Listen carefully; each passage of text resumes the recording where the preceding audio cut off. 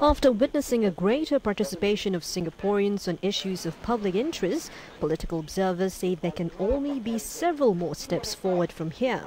From September 1st, when rules at the Speaker's Corner were eased to allow for public outdoor demonstration, this patch of land saw what could have been one of the largest gathering of Singaporeans since it was designated as a site for public speaking, 1,000.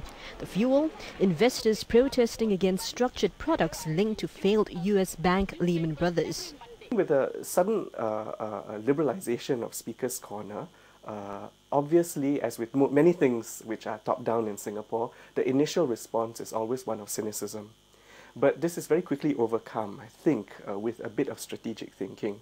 Civil society activists have actually embraced these spaces, overcome some of that initial cynicism. It's been a busy past few weeks here at the Speaker's Corner. As of mid-December, there were 108 registrations for activities, of which 2 in 10 were for demonstrations. And observers are pretty optimistic that activities here will be sustained, given the desire for political space in Singapore to be further relaxed by a generation weaned on the internet and new media.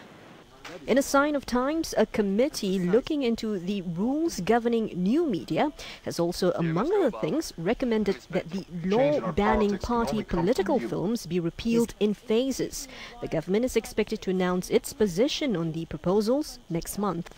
I actually expect that they can go further than aims.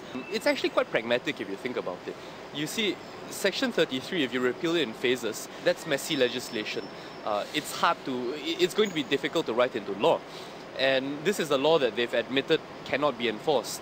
So, looking at the reality of the situation, it actually does make sense for them to repeal it in totality. It's cleaner.